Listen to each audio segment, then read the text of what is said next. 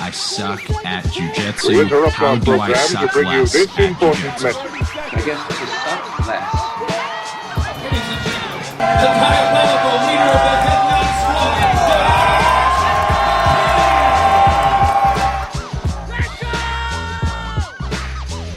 Hey everybody, this is Josh Mckinney, and I just want to welcome you to the newest episode of the I Suck at Jiu-Jitsu show. So today, I have the Canadian Josh McKinney, Matt Kwan, on the show. If you guys don't know who Matt Kwan is, he is a jiu-jitsu competitor, a jiu-jitsu school owner, and a jiu-jitsu podcaster who also got into jiu-jitsu because of his love for pro wrestling, which, man, if you want to talk about the Canadian version of Josh McKinney, it's that guy. But if you guys don't know of Matt, I just had his brother Steve Kwan on a couple months ago. Steve Kwan, the host of BJJ Mental Models. Matt is the host of the Essential Jiu-Jitsu podcast. It's a podcast that I've been on before, and he has really had some high-level coaches on there that are a lot more relevant than Josh McKinney. And so I think you guys would love to check out his podcast and just check out all the stuff that Matt's doing. This conversation, I anticipated it being about creativity. As we talked more and more, it really became about a few things. It became about passion, and using that passion that you have to kind of free yourself from the societal norms. And then of course we get into conspiracy theories, which Matt's talking points on conspiracy theories were gold. I'm definitely going to offend half of you, but the other half are going to just love it. And so, and man, he went right to the bullet points on it. I can't even say anything about it. He really was ready to do that conspiracy theory discussion. It was terrific. But just this conversation in general about chasing your dreams and about finding things that you're passionate about and just living the life that you want to live. I just think that Matt can put it into words in a way that very few people have gotten to actually talk to do. And so, I won't waste too much of your time. Let's just go ahead and let this conversation speak for itself. Here is Matt Kwan from the Essential Jiu-Jitsu podcast.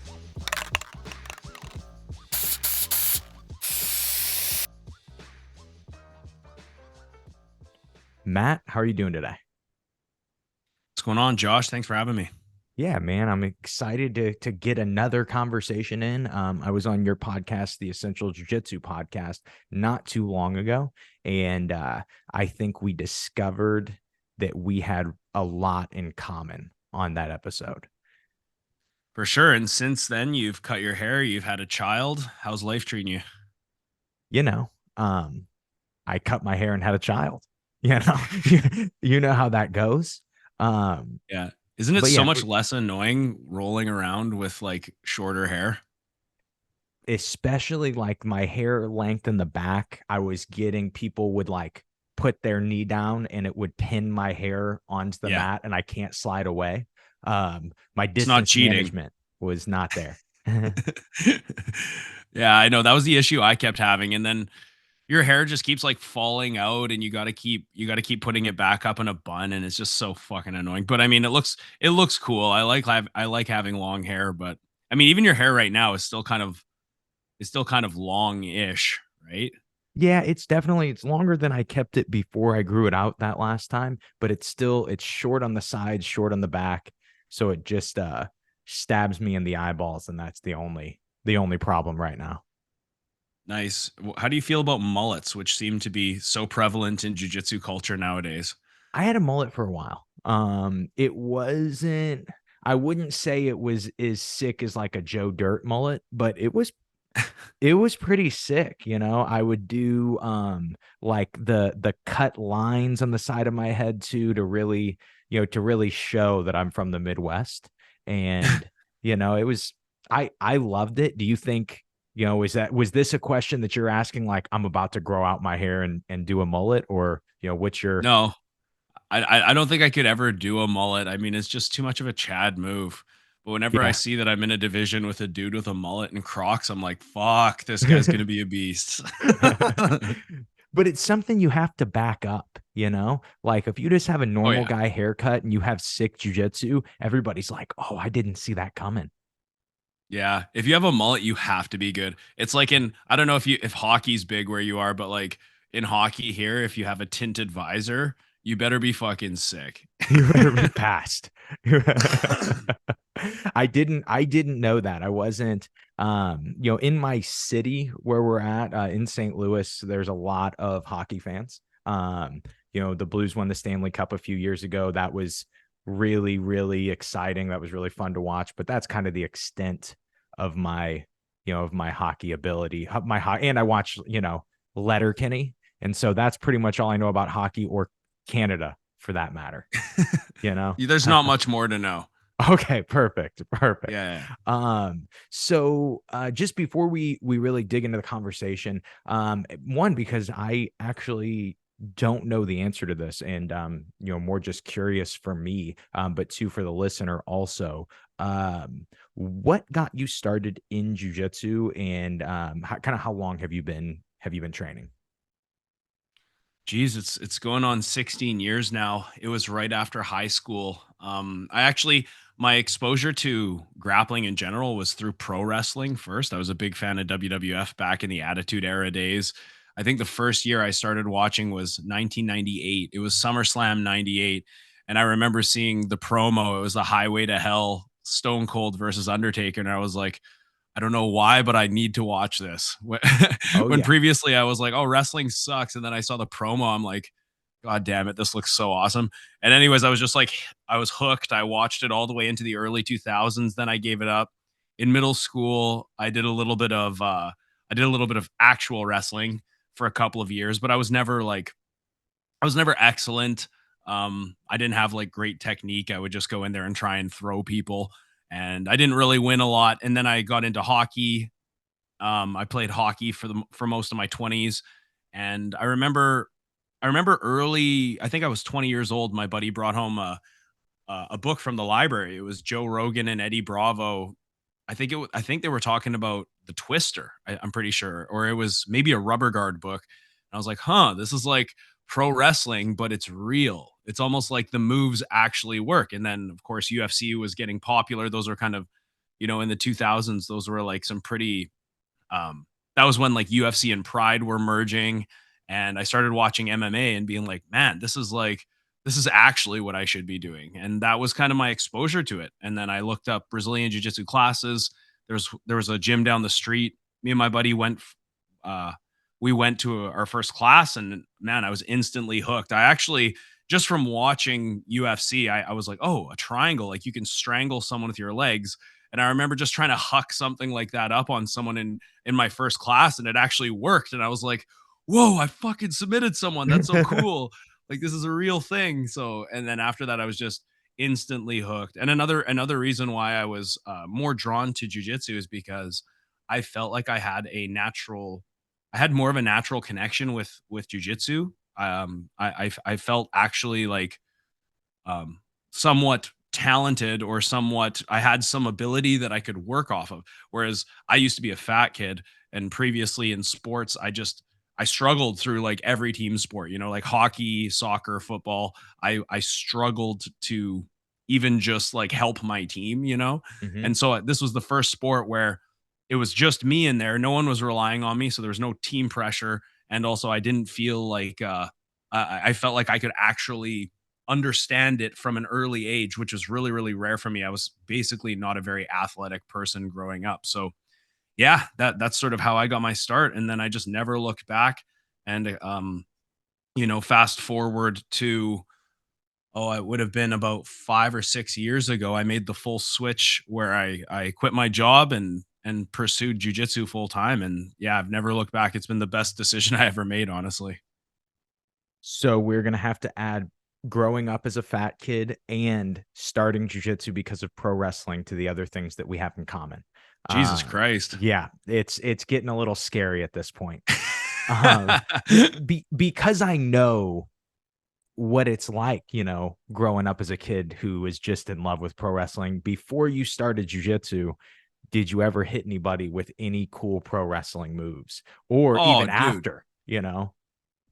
Dude, okay. Of course. I mean, we would wrestle around in the summertime. My buddy had like a sick trampoline, and we would do entrances. We'd come out there, and then there was this little this little East Indian kid. I remember giving him the pedigree, and he cried and never came back. I was just like, this is fucking sick.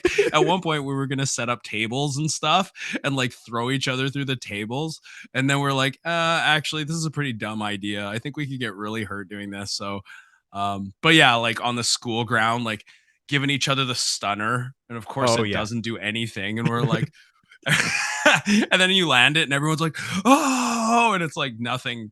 It's not even real, right? So obviously, we're giving each other stunners and pedigrees and rock bottoms from a very young age.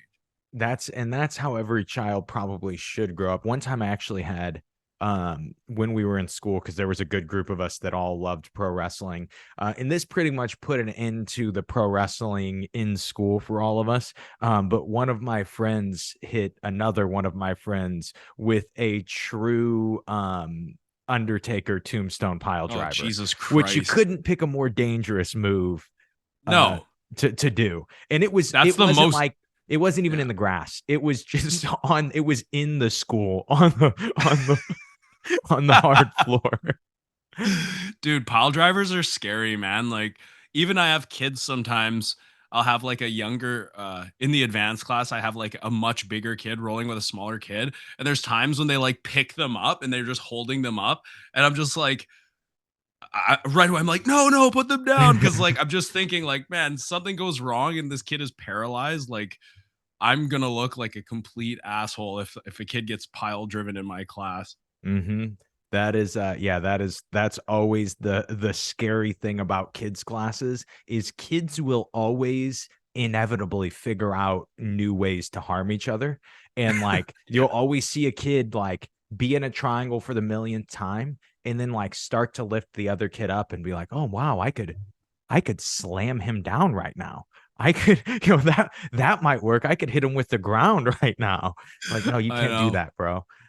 Yeah, you teach the kids classes at Head Nod? I don't anymore. I did for a long time. And then they wore me down. They broke me. And eventually They'll I do that. passed it off. Yeah, yeah, yeah. I feel like because I always wonder, like I actually really enjoy teaching the kids. At least I enjoy teaching the older kids. Okay. The Mhm. younger kids, it feels actually like work, but it's still there's still awesome parts to it. But I don't know how you feel about this. Like, the cycle of an instructor. You have students, you build them up, they stay with you for years and years and years, and then there'll be a couple of people who eventually want to open their own schools. Maybe they get promoted to black belt or even brown belt, and they want to open their own schools.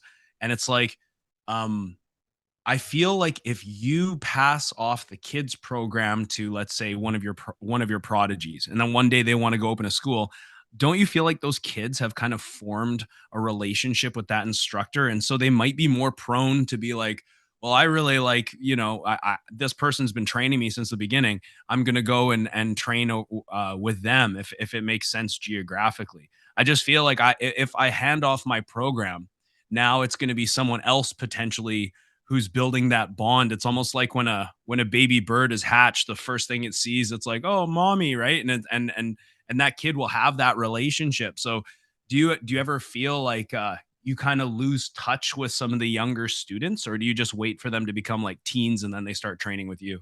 So for me, our I feel like we let teens come into our adult class pretty young. And that is part of it. I think also, and this isn't really even something I do. I think you can also kind of combat that with having multiple instructors for the kids. But yeah, that's honestly just that not just with the kids class, but just in general. I always feel like it's such a this is an interesting topic. It's such a hard thing. I'm starting to get to this point. I have 1, 2, 3. 4, 5, 6. I have 6 black belts under me now. And one of the ones I just promoted, he is, it's a good distance away, but he's starting to teach at his own place.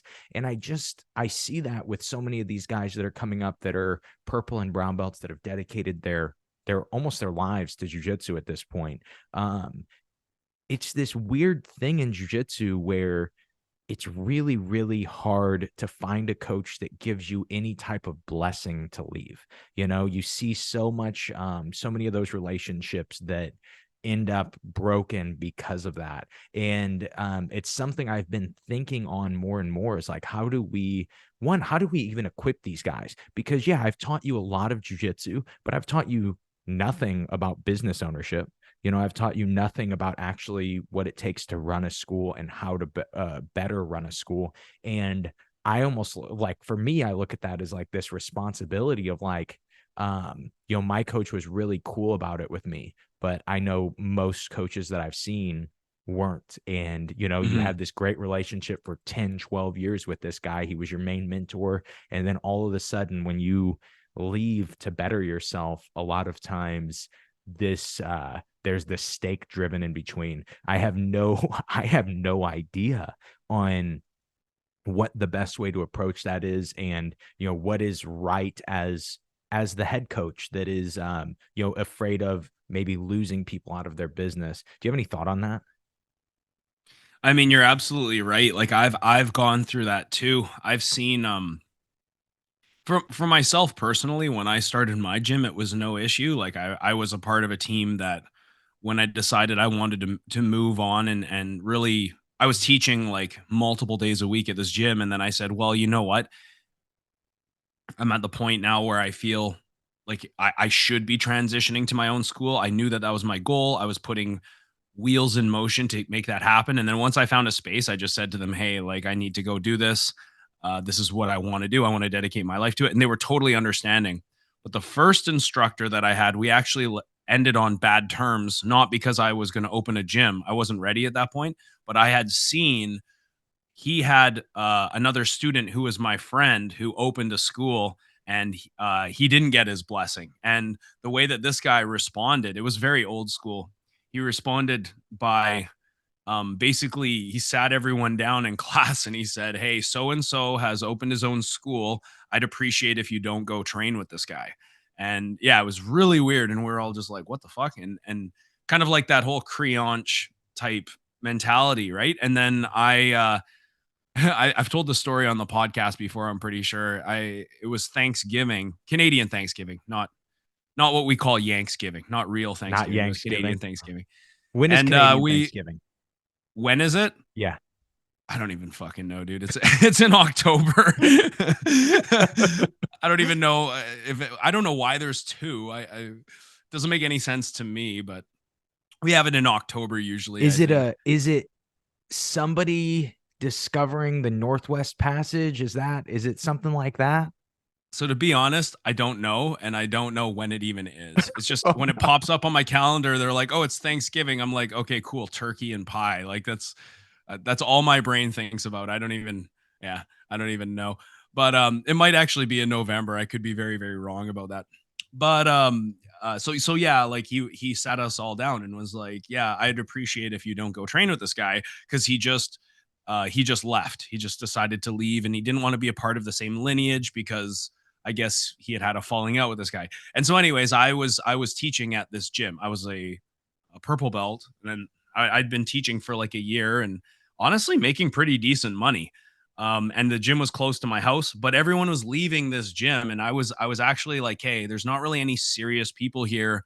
Everyone who was really, really good moved on.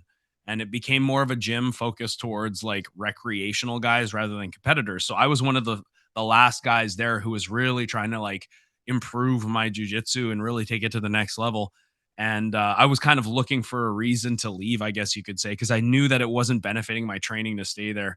And then I went and trained with my buddy at his gym, and somehow a photo got leaked of me being there. And then I get a call from this instructor, and he's like, hey, I saw that you trained there. I'm very disappointed in you. He used the words, I need to assess my moral compass and all this shit, basically like gaslighting me because he had he had an issue with this guy, and I was super confused, and I was just like, okay, so like what does this mean? And he's like, well, you can't teach for me anymore because it sends, he said, quote, it sends the other students the wrong message.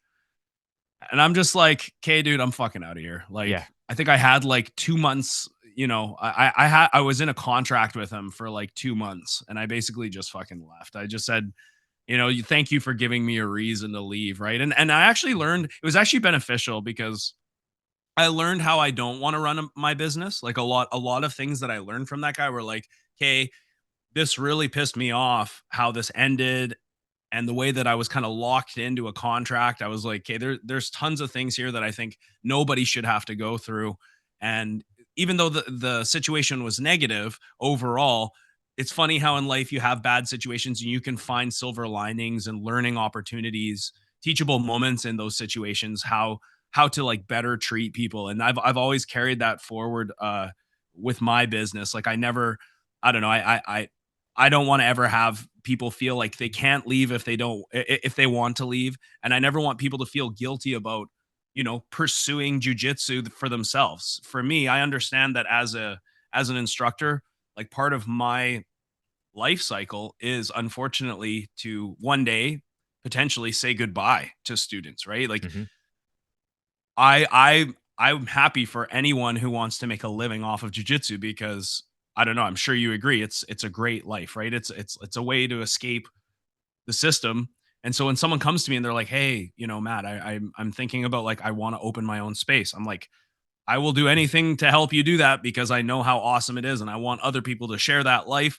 So just let me know what I can do for you. And basically anyone who's training with me, I look at them and I'm like, one day this could be over. Like one day you might have to go run your own school, and then you just got to accept it. You know, if you're in the business to get extremely wealthy or to try and hold dominion over somebody else's life or journey, I mean, you shouldn't do it. You kind of have to be able to let people go at times. And when I have people who stick with me for a long time and they tell me they don't want to open a gym, I'm like, thank you, because that means we can still fucking train. You know, if they leave, if they open their own gym, I'm not going to train with them very much, just by the reality of our schedules Hmm. conflicting, right? And that's just, yeah. So I have seen that before, and it's I mean, it's childish, it's immature, for lack of a better word, and I think you should just be happy for your student when they want to pursue a career in jujitsu. Yeah, I completely agree with that, and I see that. Yeah, I think more in the modern era, the era of jujitsu that we're in, this is becoming more commonplace. I think partially is just due to the fact that there are way more people training, and that continues to be compounding. So many new people are starting jujitsu all the time, and so it feels like, oh, there is more potential of clients, and so from a business standpoint, I think it's a little less scary. But then you still do see a lot of people that are still in the old school of like, oh, well, you can't start a school this close to me, or you can't do that. And yeah, to me, it's just not it is not the move. How long have you had your school for? So I guess I technically opened my doors in 2015. So it's been like, you know, almost 9 years, but the first couple of years, it wasn't the space that I'm in right now. It wasn't established. I think for the first 3 or 4 years, we were sort of shopping around, trying to find a solid space. I moved around a couple times, and the first couple gyms weren't really good fits for me overall. It was either not a space that I could have, or it was conflicting with the kids program, so I couldn't have a kids program, or it was the commute was just like 20 minutes too far for me, and I really wanted a space that was within 10-minute commute. And then finally, this place just popped up randomly. I had a guy walk in, and it was a CrossFit gym previously, and he had mentioned, "Hey, like, you know, I know you need your own space. What do you think about sort of splitting the lease here, and then once my lease is done, I'll move out and you can expand your gym?" And I was like, yeah, okay. It was cheap enough, it was close enough, and that's kind of what happened. So I think we've been in our space now for about, yeah, like 6 years, 5 years, something like that. And I've been doing full-time jiu-jitsu for probably almost 5 years now, where I quit my previous career. So Yeah, it's crazy how fast it goes by. You know, like you blink and then all of a sudden you're like, holy shit, like I have kids yellow and orange belts now. And when I remember the days when it was like one kid would show up, right? I Hmm. actually just did an episode on pet peeves, and one of the things I talked about was how sometimes people will drop in from out of town or even other gyms in the area, you know, maybe they want to train with their friends at your school and they come in for a night. And then I don't know if it happens to you, but I always have guys that come in and then they just think that they can train, but they don't like offer to pay a drop in or anything like that. And it's just kind of like they almost feel like they're entitled to just come in because they know someone there. And I'm not even talking like open mats, which I still think people should contribute in some way in an open to an open mat, but like a class, like they'll come to a class and then just like not offer to pay. And I was saying in the podcast, I was just saying like I remember the days when I was working two jobs, I was trying to get the gym off the ground and I'd be paying rent and like no one would show up. You know, there's like when you first opened your gym and you have no member base and you're just sitting there by yourself and like maybe one person will come in or after a couple months you'll have a couple of people in there and it's like I remember those days, you know, when you couldn't when you were like questioning life and you were like, is this a fucking is am I going to be able to make a living off of this? And Hmm. so now when I think about people who come in and they don't want to pay, it's like they're clearly not considering those hard times when you were just like you were wondering like, hey, is this even a good move? And you were just bleeding money. You know, anyone who starts a business is just bleeding money for the first couple of years before it either becomes a success or it fails.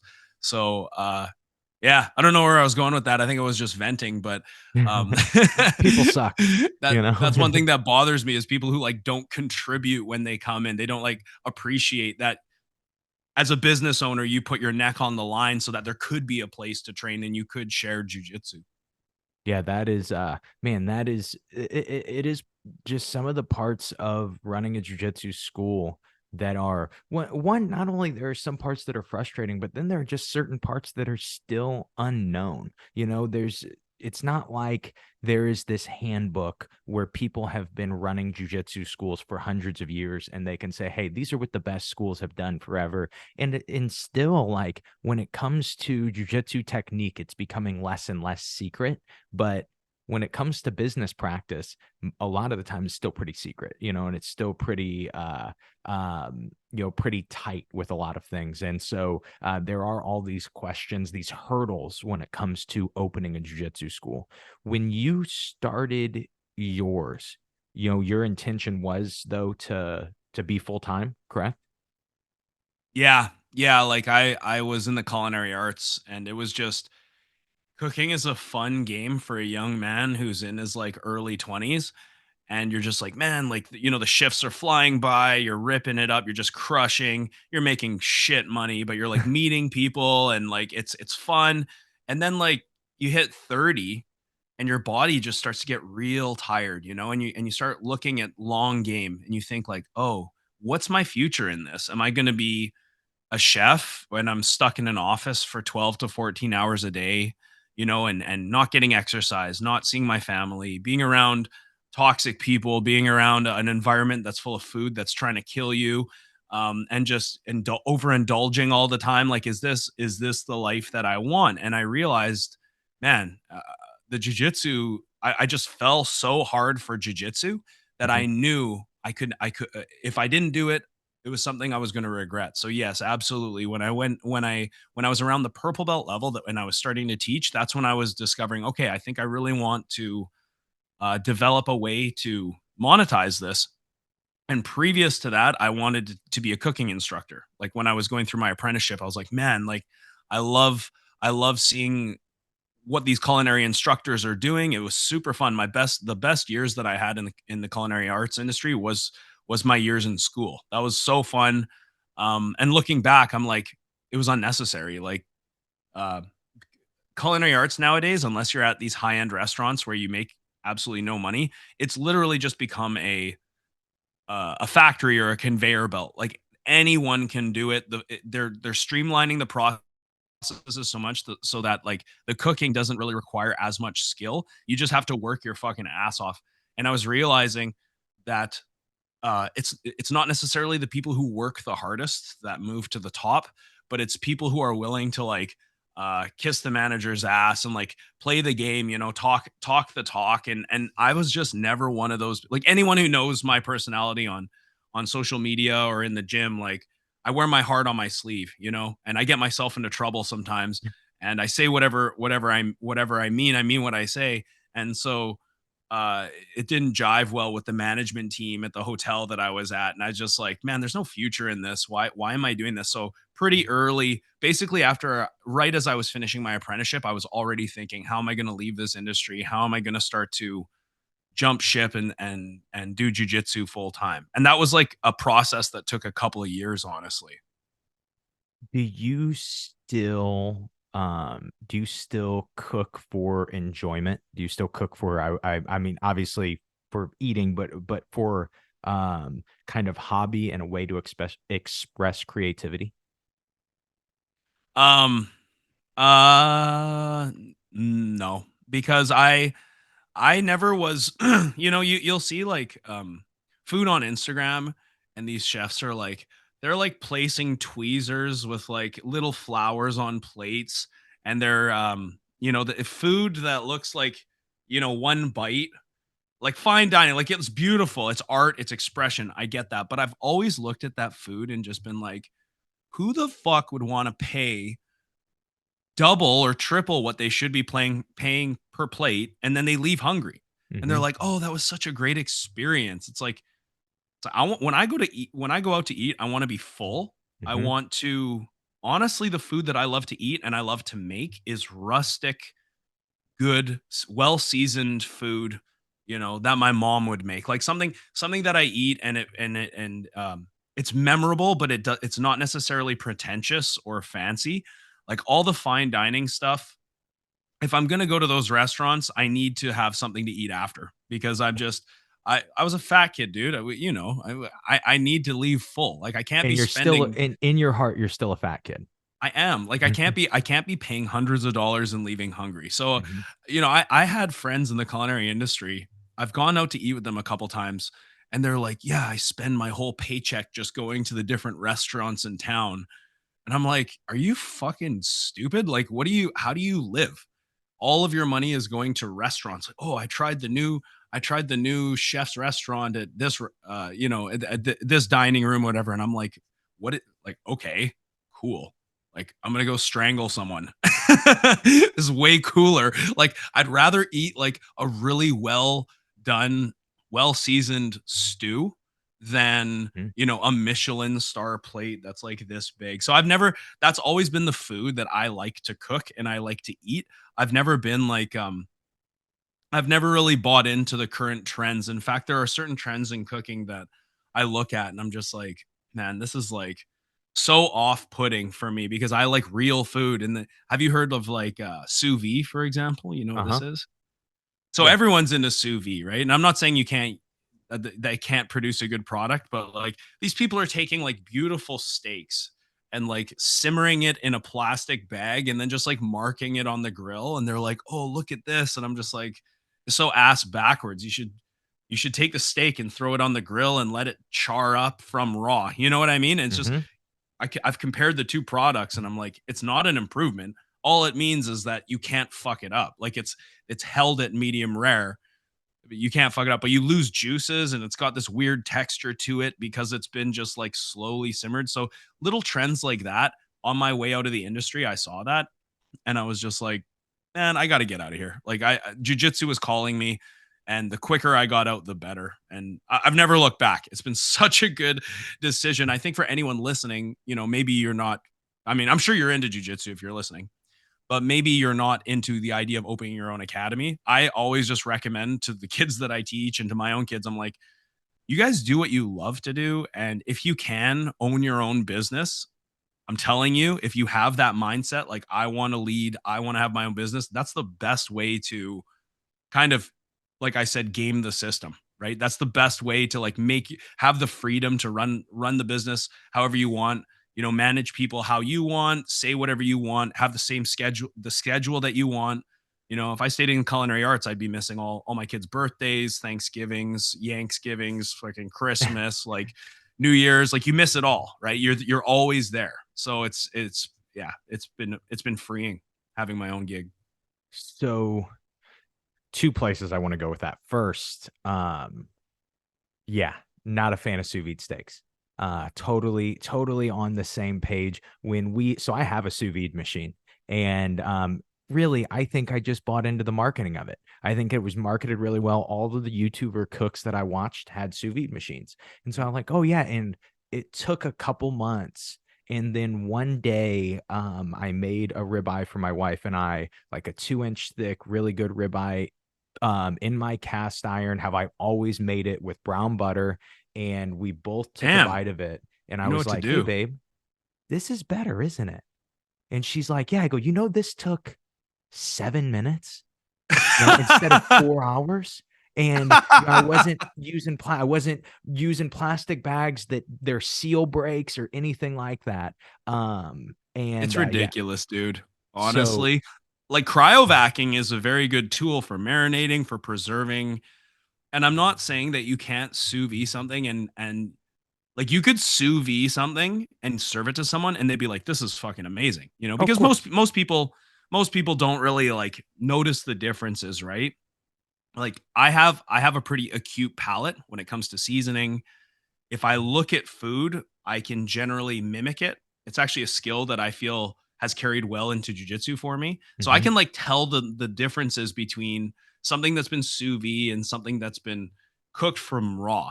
You know, mhm, the juices, the way that the meat, like for sous vide, if you sous vide a steak, it's weird. You cut it open and the steak, to me, it almost kind of looks like deli meat. It's like the steak is cooked pink the mhm, entire way. But what I like is when you throw a fucking raw steak on a grill and then it's like different degrees of doneness until it gets to the center that's pink. And then it's different degrees of doneness. It's more well done near the end. And it's got that crispy sort of crust on the outside. And it's just whether you grill it or whether you cook it in a cast iron. So it's like, I don't know. For me, I've ran the comparison multiple times with different proteins. Like I said, I'm not saying you can't serve something sous vide and be like, "Oh, this is great," but I don't think it's better.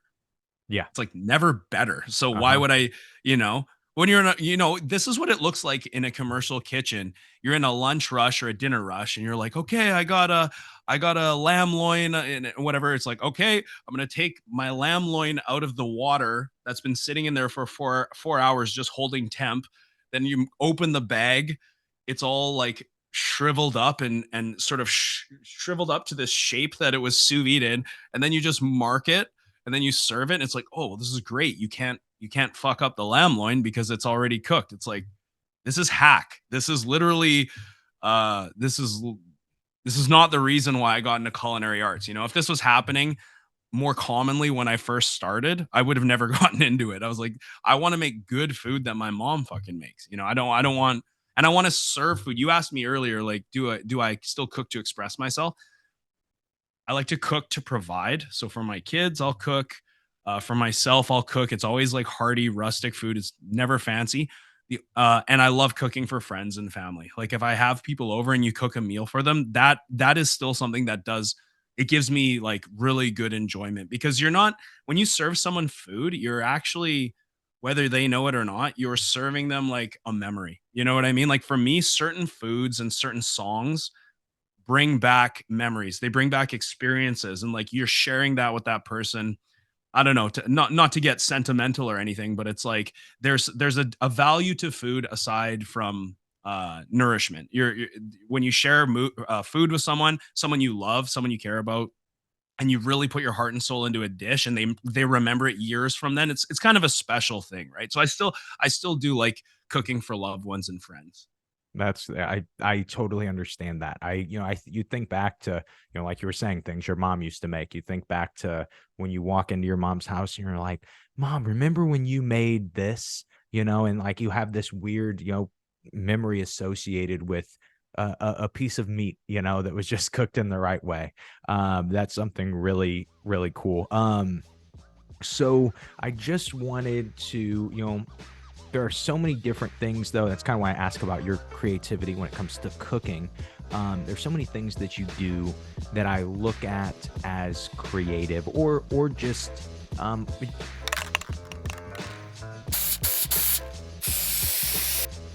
What's up, guys? Josh McKinney here. Just wanted to interrupt this episode and tell you about something really exciting that we have going on at simplifyingjiujitsu.com right now as we speak. And that is this. If you want to level up your guard passing, if you want to have an understanding of guard passing that nobody in your gym, nobody that you compete against has, you need to understand distance from guard passing. More specifically, you need to understand chest over chest and excessive distance and the importance of these two distances and how these two distances make you unsweepable, unsubmittable while you are on top. And the more you can understand them, the more you can attain these two distances, the more you can bounce back and forth between these two distances, and the more you are immune to jiu-jitsu while you are on top. And the only way to get this understanding right now is with the seminars that I did at Watson Martial Arts and Parada Jiu-Jitsu over the last couple months. These two seminars combined for the price of one will change the way you look at guard passing. They will change the way you look at top in general. And they are only available at simplifyingjiujitsu.com. And if you purchase these two seminars for the price of one, you also get a third bonus seminar, what we call the pinch. This is about a 35-minute seminar where we look at what upper body control actually is, what to actually do once you finally attain chest over chest, and how to keep it forever with very minimal effort and being able to put a lot of pressure on your opponents. And that is, again, only available at simplifyingjiujitsu.com. We'll make sure to link it in the description. Let's go ahead and get back to the episode.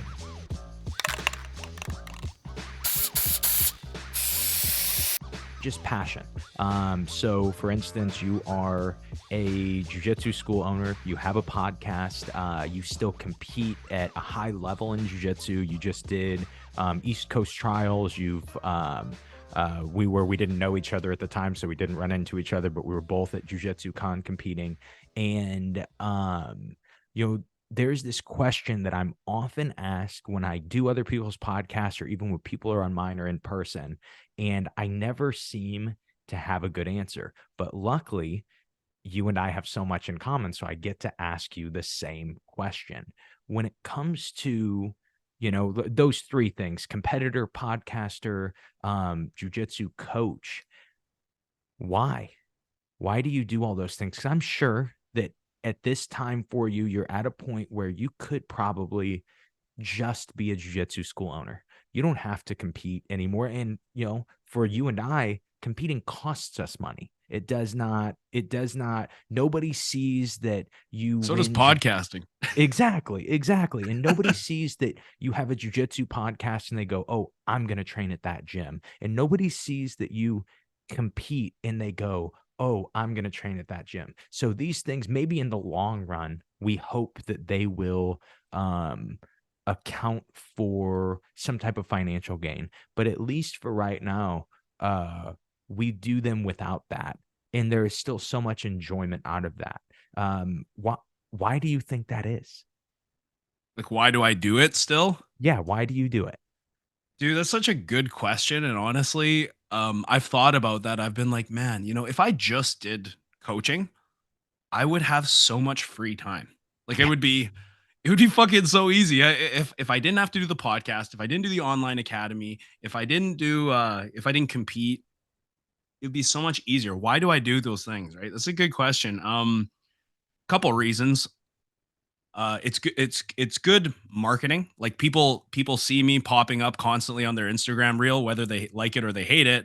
They see me, and then they're like, "Fuck!" Like this guy is talking, and whether or not I actually know what I'm talking about, they perceive that I do, Mhm. And they know that I have a gym, so it kind of does feed leads into the gym, and just like competing, I think competing is one of the best forms of marketing, honestly. Even if you lose, if you go to these competitions and you make a serious run, or you're just seen out there, it's great for marketing. It's on another level, it's great for your students, especially like kids. Like it's great for my kids to see that their coach still competes, is still willing to win or lose or put it on the line or whatever. And when we go into a competition, I always ask them, I'm like, how you feeling? Are you nervous? They're like, yeah, I'm really nervous. I'm like, I'm fucking nervous too. Let's go out there and be nervous. I don't say fucking around though. I'm nervous too. Let's go out there and be nervous together and have some fun and see what happens. Right. And like, and it's cool to, I guess like lead by example in that way. But I've never been someone who, even though you said, yes, it's nice to do things eventually for monetary gain, or that would be, I guess, like a good measurement of success. Um, I've never done things just because I wanted money. If I did that, I would have never gotten to cooking. I would have never gotten into jujitsu. I would have gotten into like stock trading or some office job that that I'm not passionate about. So I've always been passion based. That's why I got into cooking. I like doing things with my hands. I like testing my knowledge, and I really like teaching people. Like I said, I was going to be a cooking instructor, and then jujitsu kind of just like overcame me, and then I realized I wanted to be a jujitsu instructor. But either way, I wanted to be in that teaching role where I'm sort of sharing and helping people. That's so another reason why I might do those things, honestly, if I'm being totally transparent, is just ego. I don't know. I feel like I want to contribute, and I want to show what I can do and what I know, and that's the ego in me. Whether it's good or bad ego, I don't know, but I guess those things keep motivating me. Like if I go to East Coast trials or West Coast trials, like I'm 30, I'll be 30. Fuck, how old am I again? I'm 36, right? My birthday's in February. Like I'm gonna be I'm too old to be hanging with these guys. Really, if we're being totally honest, that's why they have masters divisions. It'd be weird if I won East Coast trials. It'd be weird if I won West Coast trials at this point in my life. And why do it then? Why spend thousands of dollars to go to Atlantic City and do a tournament that costs money rather than there's a chance of making money? It's like, it's my ego telling me like, yeah, just go do it. Like, go have fun while you still can. You only got a couple years left where you could even make this respectable even. So why waste those years, right? Why I don't I think the last thing I'll say is the worst feeling for me is a feeling of regret. So I don't want to be, you know, 10, 20 years from now where all my hair is gray and being like, I should have done more. Like I should have. Why did I hold back? Why didn't I keep competing with those guys? Why didn't I try to do the trials when I was still in my 30s? Why didn't I do that podcast? Why? Oh, I should have done that. That's like the worst thing for me. And ultimately, that was the mindset that helped me switch careers, is because I envisioned myself as a chef, stuck in an office for however many hours a day, and looking out the window and being like, well, there wouldn't be a window, but being like, man, I should have done something more. I should have gone for it. Why didn't I do that? It's too late now. Why didn't I? And I just thought of that feeling, and I'm like, no, I refuse to have that regret. Right. So I think trying and failing is so much more important than just not trying. Man, that's a great answer. I think that I yeah, I totally I get the feelings that you're talking about. I get the ego part of it too. The desire. My dad has always been a small business owner, and so that's something that was always instilled in me, was like uh being able to have control of your life is so important. Um The this best is currency, man. it I it, mean, it health. I think health is the best currency, because without health, everything falls to shit. But to have freedom, and to be like, oh, like I'm gonna get someone to cover tonight because I want to take my lady out for a show, or we're gonna close like Christmas is coming up, right? I don't know about you, but like we're gonna still have open mats, but I'm not gonna run classes for like a good 2 weeks, and I'm just gonna be like, yep, I'm just gonna close the gym. Like I can just do that, and Mhm. everyone's like, yeah, that's cool. And it's like, wow, I can just take 2 weeks off during Christmas. Never in a million years in cooking could you have that freedom. It Mhm. doesn't matter if you're the highest level chef. You can't have that. And it's just that freedom, man. That's why I always tell these kids, like, find something you're awesome at and something you love to do, and then try and find a way to sell that. Try and find a way to make people want that service or that product. And like, you'll never work another day in your life. So on that note, do you think, because obviously I totally agree. I am totally on the same page of of, finding that freedom. We just took another big risk after having a child, that my wife quit her job to be full-time at the gym and to be the full-time general manager. It's just something that has just always been in, our mindset towards life, is to have that freedom. But do you think that any part of that is personality, is how, just like things that we value? Or do you think that that is, and obviously, I'm asking you to think about other people's, ideas and other people's motivations, but do you think that there are people who are happier working for someone else? And 100%. you do. Oh yeah. There are tons of people who don't want to be in this like entrepreneurial leadership role. And that's cool. So it's not for everyone. That's true. Like I just like to plant the seed in the kids' heads, especially like I try to say, hey, don't you think like I got a pretty cool job? They're like, yeah, this is cool. Like you just teach kids jujitsu. I'm like, yeah, wouldn't you like something like that? And they're like, yeah, I think that would be kind of cool. So I just like plant the seed. I actually have a bunch of young kids that are talking about like one day I want to be an instructor. I want to have an academy, right? So and then they help with the younger kids and they're basically like free labor. And it's really cool to see them start to develop their coaching skills and having that entrepreneurial mindset from such a young age. But absolutely, there are totally, I'd say the majority of people would rather go and work for someone, right? They would rather go and just sort of like punch the clock. I'm just like I'm playing my position in the company or whatever. And I'd say it's actually pretty rare to find like really driven business minded entrepreneurs. Yeah, and I almost think I remember, I think back to this conversation that I had a few years ago with one of my cousins. He had worked a 9 to 5, and it was a pretty cool job for a very long time, and he had wanted to get out, and then when he finally did, and he started to get to kind of be in charge. He kind of started to have people underneath him at the business that he started. And we had this conversation, and I remember him going, one thing is, when I would leave my old place of work, I would just leave it. And he's like, the difference is now the business follows me home. And he's like, and Mm. I don't, it's never, I'm sure that happens for you as a jujitsu owner. You have, different relationships that get broken, that are intertwined with your business, and you have, different things that happen. So yeah, I do think that there are people that would rather not have that responsibility. But I'm on the other side of, as you say, the way to beat the system.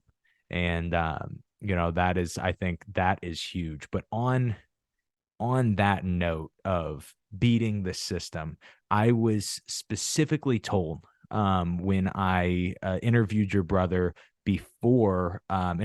Steve before interviewing you. He said, man, you'll really love having Matt on the podcast. He goes, just don't ask him about conspiracy theories.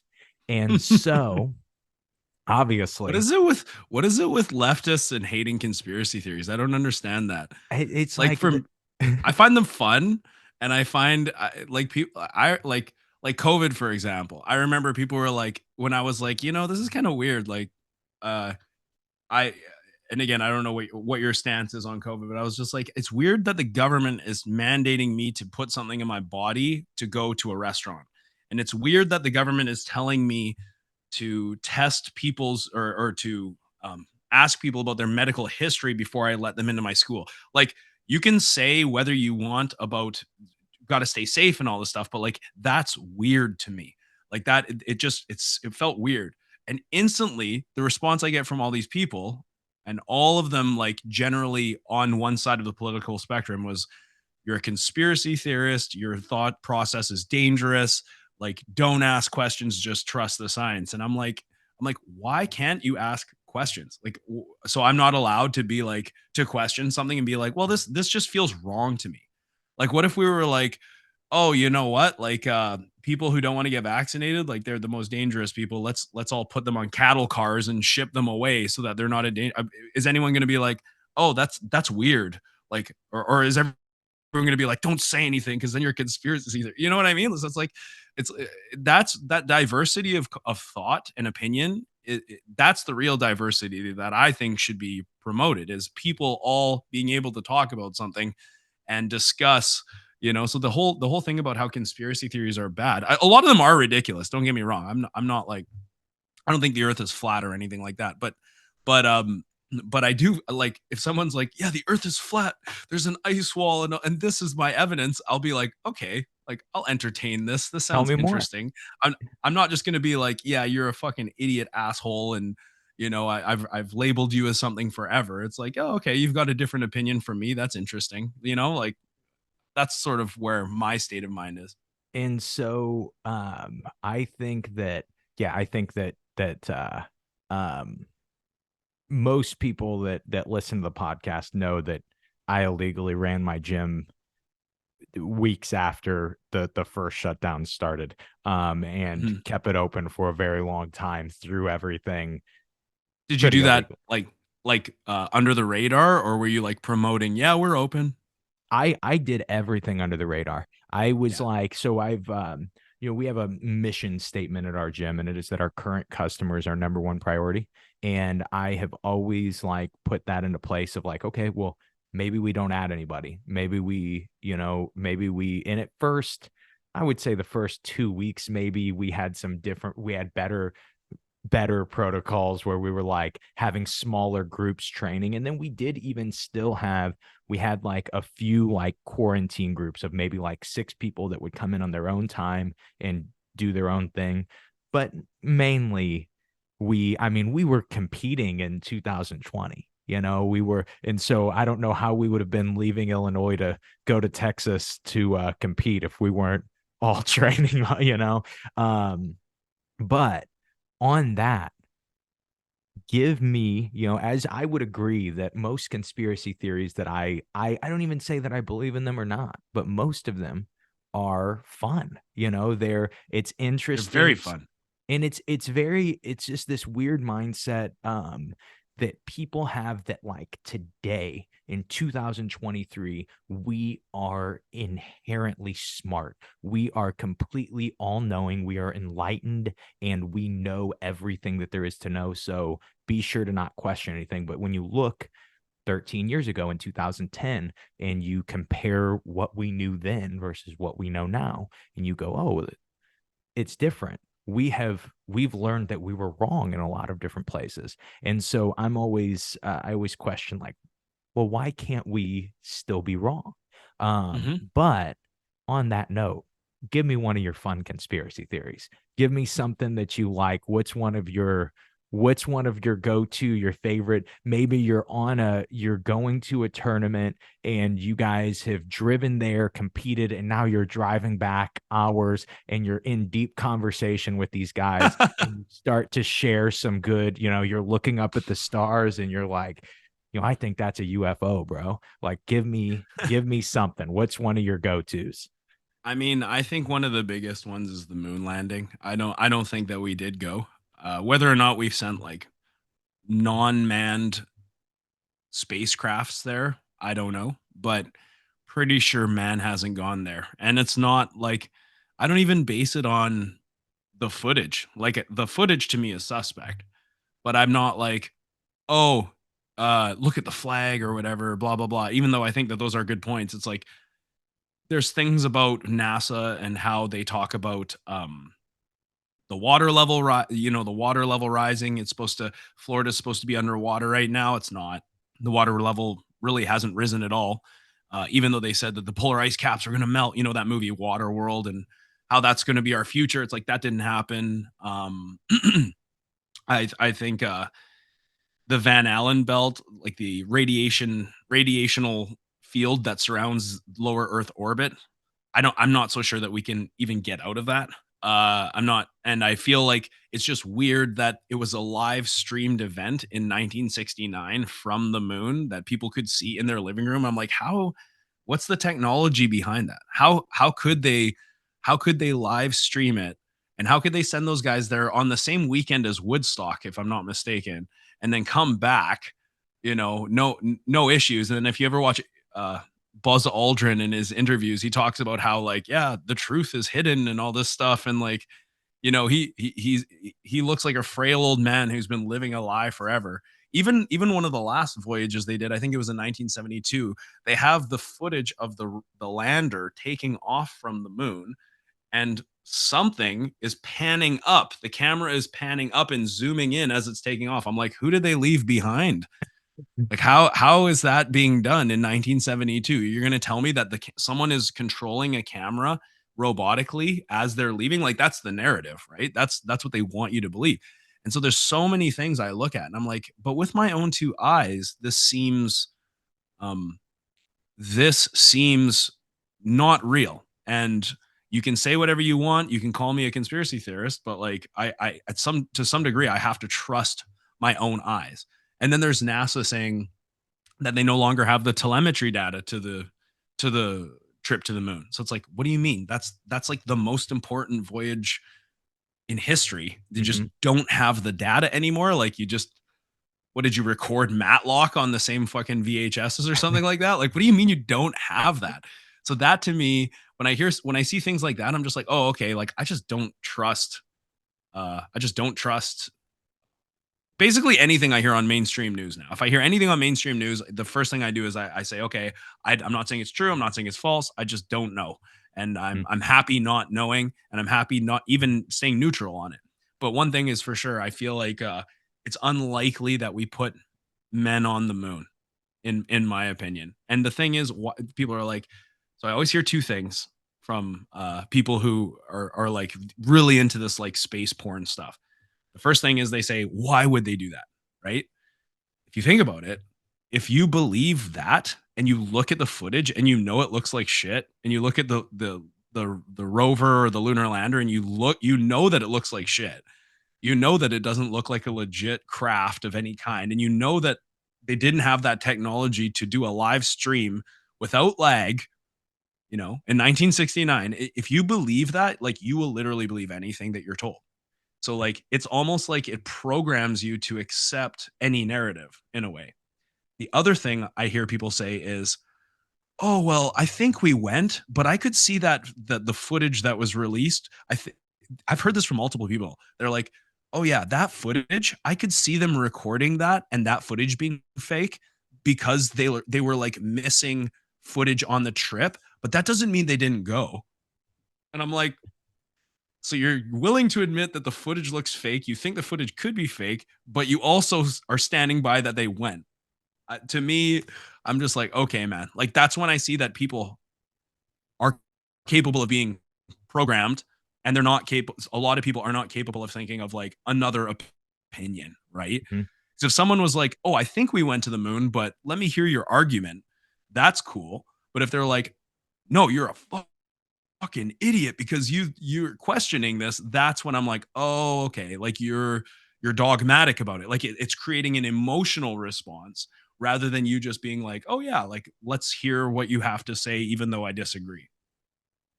Man, I think that, I'm a conspiracy theorist, let's just be honest. yeah, I get it.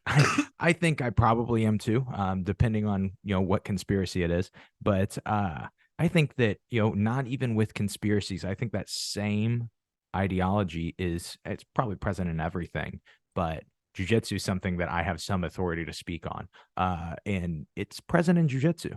That there is, no, this is the way that jujitsu has to be trained. And this is the only way to do it. And if you aren't doing it this way, you're a complete idiot.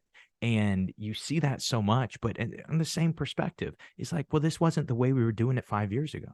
And you were Yeah. saying that same stuff 5 years ago about something completely different. Why should we be sure that you are doing, that you're doing it perfectly now, you know?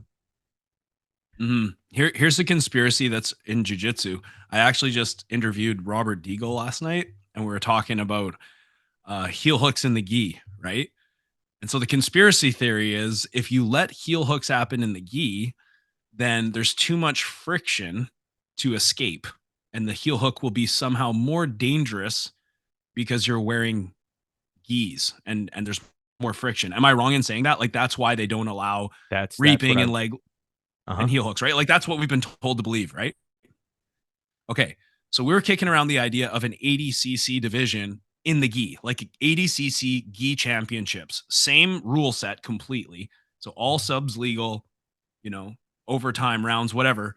And now let's look at 50-50 as a position when heel hooks are allowed in the gi. Okay. So the conspiracy theory is that if you get heel hooked in the gi, you won't be able to escape because the friction is too strong. It's just too dangerous, right? But what I actually see happening if they allowed heel hooks in the gi is the guy tries to heel hook you, and then it's actually harder to do the move because the person can literally just grab you and pull you in, right? And prevent you from creating extension, prevent you from going belly down, et cetera, et cetera.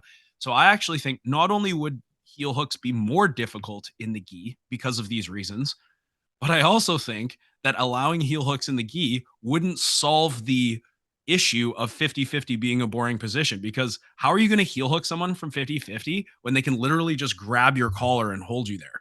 So imagine, we were laughing about it. Imagine they allow heel hooks in the gi, and then they're like, okay, 50-50 is now an open position. You can't just, it's not just a battle to stand up and sweep anymore. Now it's a battle to actually, okay, this is not going to be a stalling position. We can sub each other. And then they allow heel hooks in the gi in competition. And now all it turns into is someone's trying to heel hook someone and the other guy's just holding on. And it's just another level of stalling. It's just another stalemated position, even though the submission is allowed. And that also on the same conspiracy angle. So I've actually competed in gi divisions that have allowed heel hooks. Yeah. One time, really specific situation. One time I got put and this sucked too. The match was like in the finals for like $2,500 too. And I get put in 50-50 and I figure four my legs and I actually figure four in between his body and his lapel. So basically my legs, the lock is being blocked by his lapel, and he was able to pull on his lapel and expose my heel and heel hook me through his lapel and finish me. But So if your foot is in the jacket, that's technically, that shouldn't happen, right? right. Like the ref should take the jacket and move it, right? Yeah, I agree. I have $2,500 that I don't have that agrees with you too. But the yeah, the thing I always think about too is how much gi jujitsu could be eliminated by adding maybe not even the heel hook as much as the reap. How many things, like you think about all these guards that extend you out, you get to play this like third layer of jujitsu because of the gi, and how many of those guards, how many of those things would be ruined if you allowed, right? And so to me, it's like this level of, hey, we can't change because this is what it is. And so Mhm. I would definitely, if they had some ADCC divisions that were in the gi, I would absolutely watch those. I think that would be 100%. especially just out of interest. Like, hey, how is this going to turn out? Like, you let some of the young guys go, 25 and under, and you go, hey, maybe we are wrong. And maybe the friction will just cause everyone's ACLs to tear. Let them do it. Let them take the hit. Yeah. Put the young kids in there. And having also understand, again, I was talking with Robert about this, like we were contrasting IBJJF gi with ADCC, or even IBJJF no gi with ADCC, right? It's a completely different sport. Mhm. It's IBJJF is more, I don't know if I'd say beneficial, but it's more forgiving towards conservative players where you can get an advantage and chill, right? ADCC, you can't do that. ADCC incentivizes uh, initiation. So you have to come forward in ADCC. So it would force you as the gi player to make submissions happen. And even though there's no advantages, right? You can't just get an advantage and now you're playing against the clock, right? That's how IBJJF is played a lot of the time, whether we like to admit it or not, right? We're not all Gordon Ryan. We're not all Nicholas Marigali, where we could just get submissions in the gi. It's actually like really hard to do, I find. But in ADCC, it's like you can't just sit back. You have to come forward, otherwise you're going to lose. And the turtle rule, if you think about the turtle rule in ADCC, every time your back is exposed in the gi, I think the consequences of that are so much worse than in a no gi situation. Like if you give someone a turtle in the gi and they grab the collar behind your head, like it's like hard to get out, So I feel like it would actually kind of reinvigorate the gi for ADCC to do something like that. Plus, we would see gi grapplers who have no interest competing in ADCC finally come over and compete under that rule set. And yeah, I think the idea of reaping in the gi, like if you think about all the different spider guards you can play, like spider X guard positions, you could just totally take a sleeve grip and kick their leg over there, and then while you're on the inside, just reap the shit out of them and go into sweeps and attacks. So I think it's a type of jiu-jitsu that is almost completely left untapped. Like there's systems there that we haven't even discovered yet because there's not a lot of tournaments that allow it. But I agree. Why hasn't it switched? It's because we've always done something this way. And that is like, there is something about the belly down rule in ADCC that I think is so much more valuable to grappling than, I hate that. I hate like, this is one of the only complaints that I have when I watch IBJJF and when I compete in IBJJF. The fact that I can't belly down and sweep from turtle and get anything for it is the most ridiculous thing. I'm still going to, if you get me to belly down from my guard and then I sweep you from there, you're up an advantage on me. I went from bottom to top and stopped you from passing my guard. And wait, say that again. So if you were on top trying to pass me and you get me to belly down, that's automatically going to be, if I use bellying down to retain, I'm automatically going to give up an advantage. You're going to gain an advantage for that. Right. And if I do, like, we call it like the fat man roll, where you trap the arm and you roll the person Mckinney over. roll. Yeah. Yes. And so you go to the there. Trap and roll. Yeah. Exactly. You go to there, you get nothing for that as the bottom player. And so from there, I'm now on top. I went from bottom to top and you are winning by an advantage. That is, to me, that makes no sense. The fact that same thing in ADCC too. There's no score for that because you're not chest to chest. But you don't lose points for bellying down, right? Right. You don't, unless they get their hooks, right? Unless they put you in a position that is actually in danger. And so that's just like looking at the belly down. I don't like that. Like that is looked at as this position that doesn't work, because if you can protect your neck, the position works very well. And it causes, it's almost like, to me, it almost stifles that such a simple thing, but giving that advantage almost stifles people's ability to do jiu-jitsu, because when you get to roll with people that have really good turtle and really good wrestle up from turtle, really good leg locks from turtle, you go, oh my gosh, this is a type of jiu-jitsu that I never even got to experience before because my rule set never allowed for it.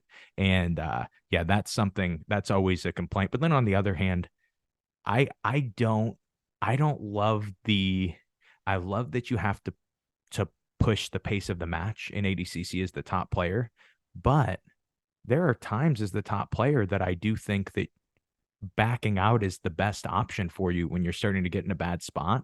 And that's the value of top. You don't get to do that as the bottom player. It's just too hard to back out of those positions. And so there is that level of like stifle. So this is my solution to everything. I had this idea last night on the perfect jiu-jitsu rule set. So submission only, EBI rule, except when you go to the EBI overtime, it's not back or arm bar. You start in 50-50 guard and you both have an inside heel hook and the ref says go.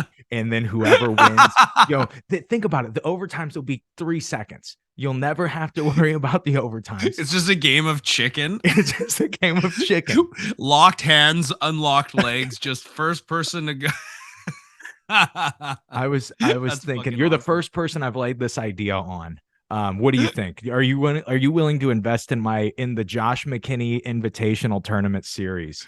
You're joking, right? This is a Yes, joke, yeah, I'm right? joking. Okay, good. I'm like, dude, like, well, first of all, I think overtimes, like EBI overtimes, are the stupidest thing ever. Totally agree. So stupid. Anyone who has half a brain knows why I think that. Like, I think the reason why somebody might like though that rule set is because they lack in positional play and they're really really good at those positions, right? Mhm. But the thing is you have to get to those positions. Like honestly, I think who's number 1 is probably one of the best rule sets as far as sub only is concerned. I think who's number 1 is the best rule set. And in terms of points, they're not perfect, but I think ADCC is probably the best rule set. I have my criticisms of that as well.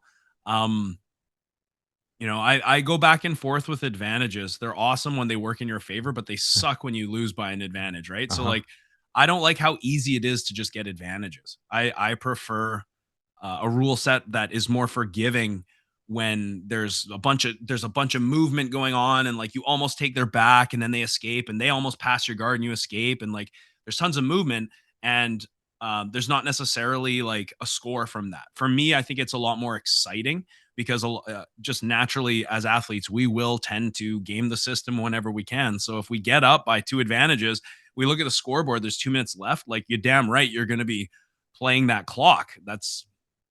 We all just want to win matches, right? Mhm.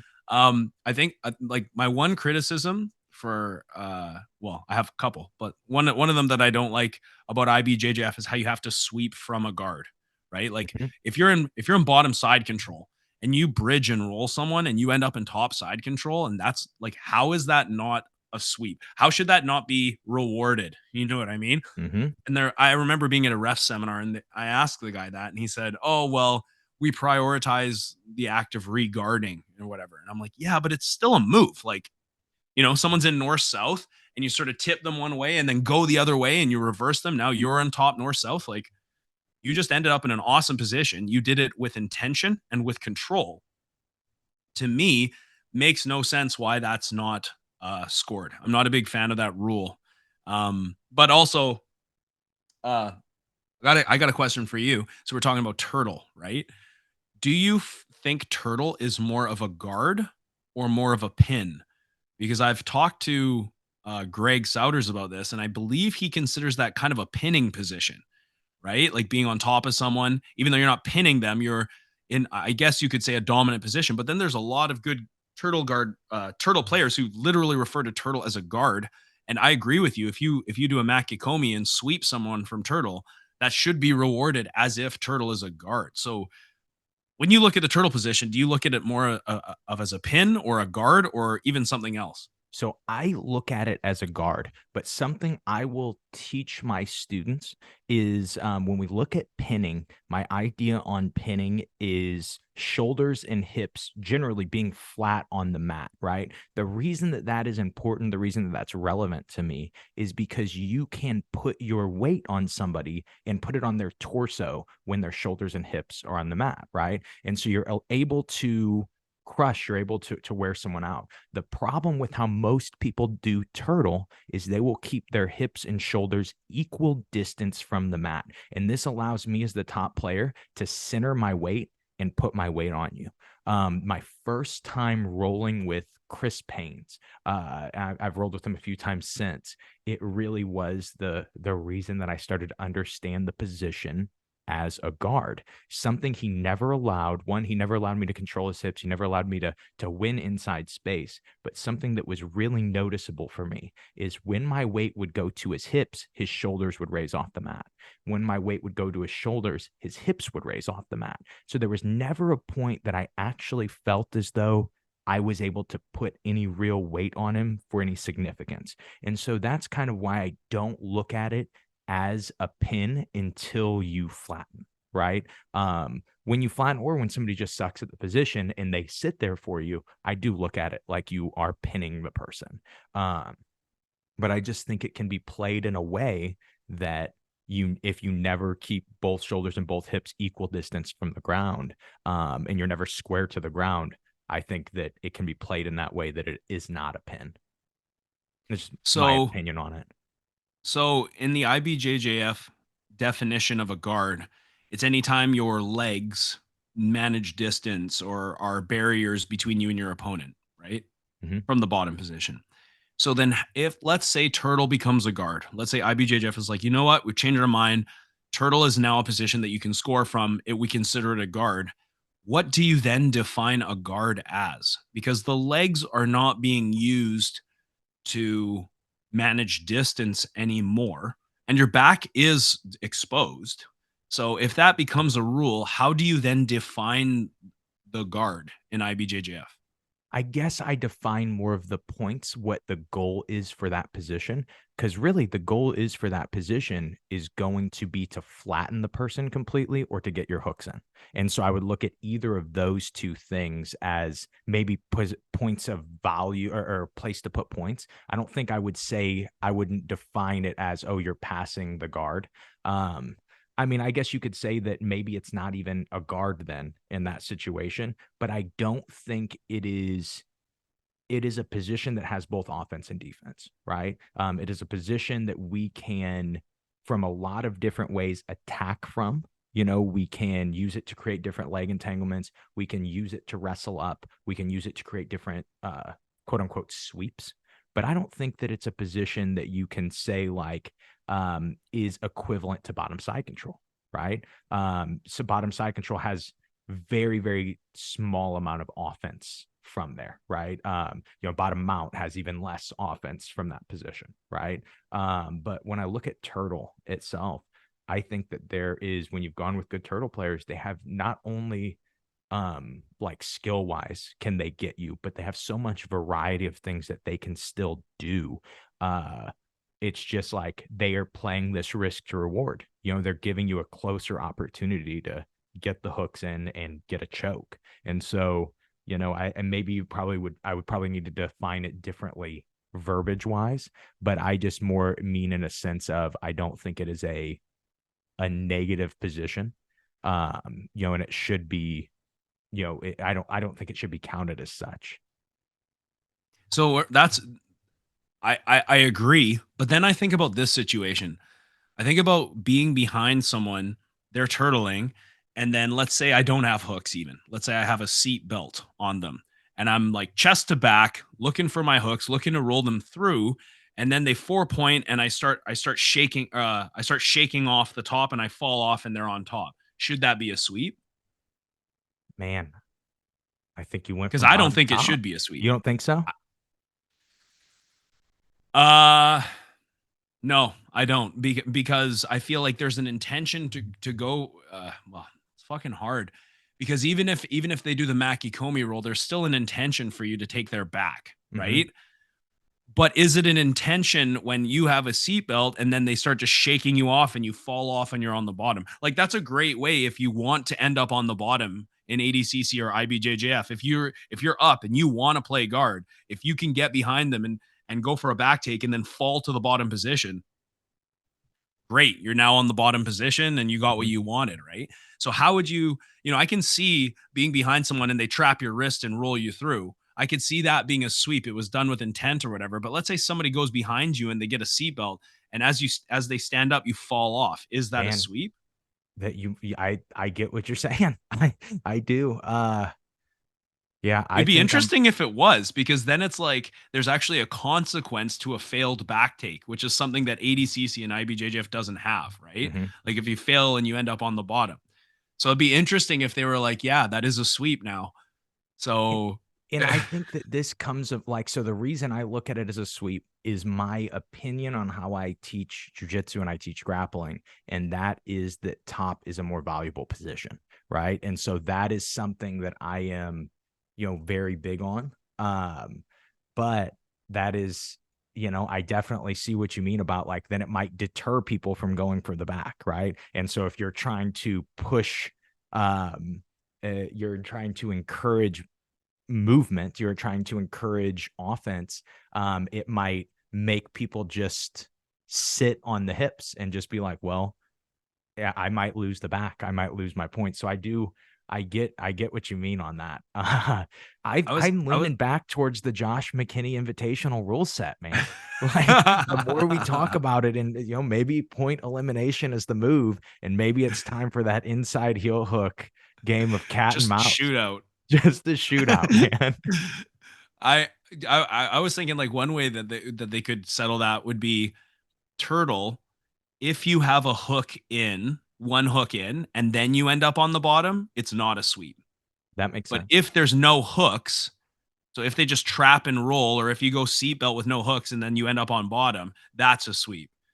So if you're half on the back, you know what I mean? Then it's considered a back take situation, and Mhm. now it can't be considered a sweep.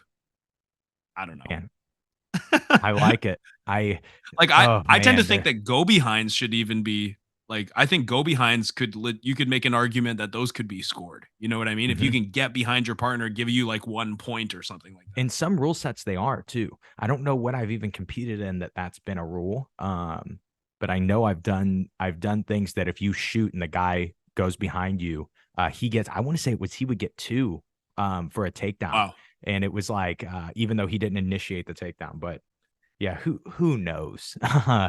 um, so just kind of, as we get to the end of the interview, I always have a question I like to finish with. And Okay.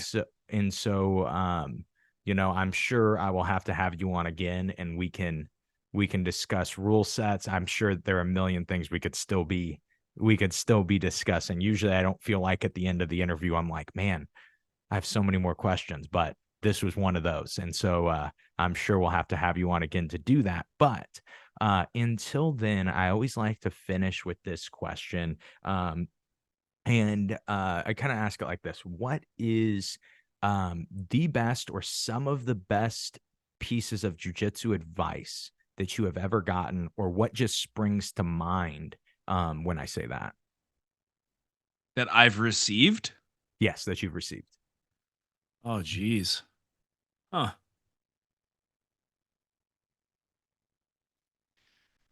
That's fucking hard. Yeah, just take the Advice that 16 I've years of doing received. jujitsu and condense it down into one sentence, you know? What would be the what would be the best thing? Or even just like another way of looking at it is that has had the biggest effect on you over your jujitsu journey. Oh man, that's really tough. I feel like I have a lot of advice that I give my students, but uh I feel like the instructors that I have had haven't really given me that much advice per se. They've, like Rob's taught me a lot, but he hasn't had these like quotables where it's like, oh, this is like a life lesson that I should take. I mean, honestly, I guess the best advice I've had, it was probably when Rob introduced the idea of alignment to me, base posture structure. That's when I started really looking at the human body as just frames and levers. And I started instead of thinking about jujitsu as a collection of moves, I started thinking about it as, oh, like if I'm always in a strong position, then it's going to be hard for my opponent to attack me. Mhm. Right. And that's when I started thinking about my posture. That's when I started thinking about my structures, like my limbs. I started thinking about my base, how I was planted on the floor. And I would say in terms of just like pure jujitsu um performance, that was one of the main things that just like it was kind of game changing. It made me look at the sport differently because previous to that, I was kind of learning in moves and I wasn't thinking in terms of just my body's positioning. And one of the things he said is he was like, why do you think that you know, the best, why are the best hockey players and the best soccer players, the best jujitsu fighters, why are they always winning? What is it about them that makes him win? It's not magic. Of course, like technique, mindset, athletic abilities, these things all do come into factor. But one of the main things was just they know when to be in the best position. Like they're always in the best position. You look at the best goal scorers in any sport, they know where to be.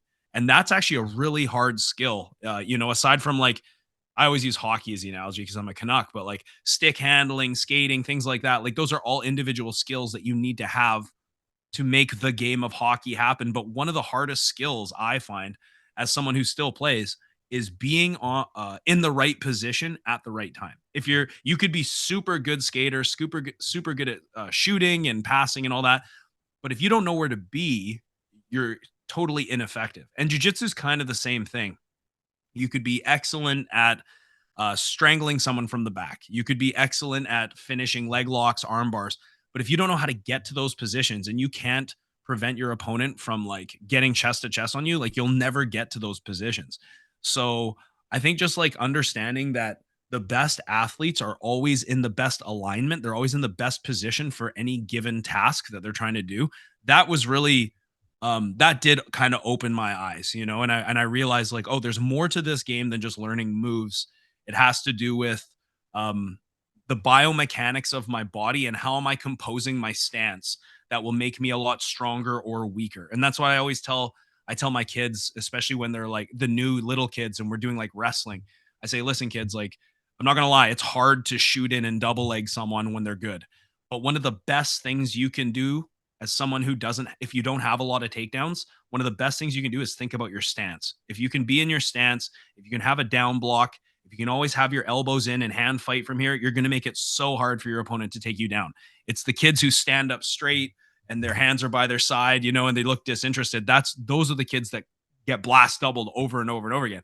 So I'm just like, yeah, like working your stance and working your alignment is that for me, that was I would say that that's pretty valuable jujitsu advice.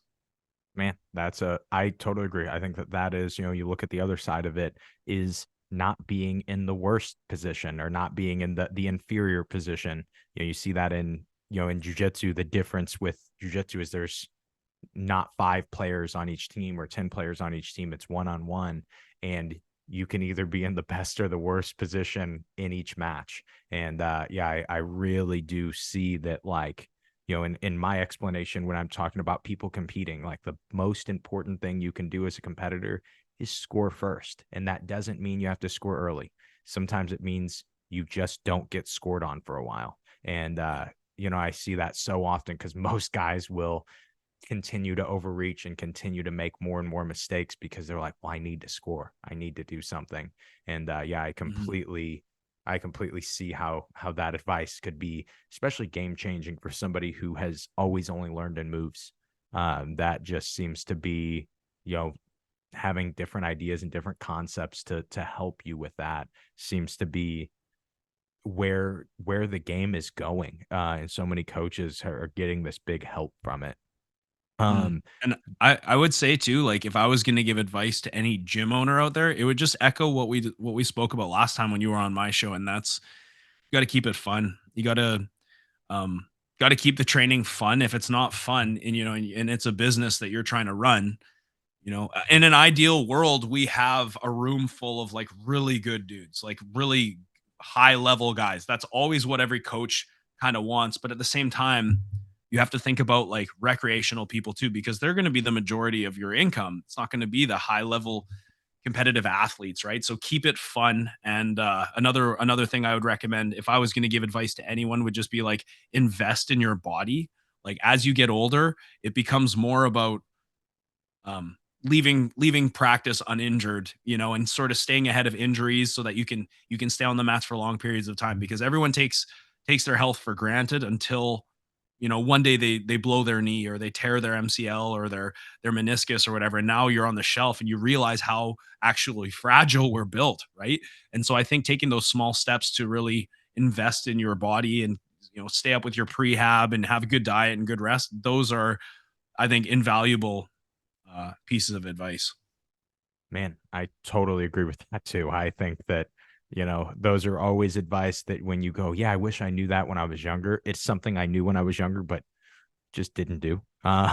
Just didn't understand it and understand the importance of it.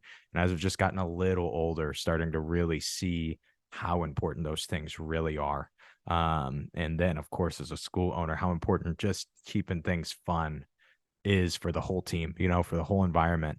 Man, Matt, I really appreciate you coming on the show. Really loved our conversation. Any anything you want to say to finish? Any last little bits, anything like that? Dude, it was a blast. I feel like we could chat for hours. I mean, you and me are basically the same person we've discovered. So The that's American and the pretty Canadian awesome. version. Yeah, that's right. Guys, I'll just say, thanks for having me on the podcast, Josh. Check out the Essential Jiu-Jitsu podcast. Check me out on Instagram at the Essential Jiu-Jitsu podcast. If you're ever in Vancouver, check out On Guard Jiu-Jitsu. You can come by, train with us. And appreciate you having me here, Josh. Thank you so much, buddy. Man, thank you again.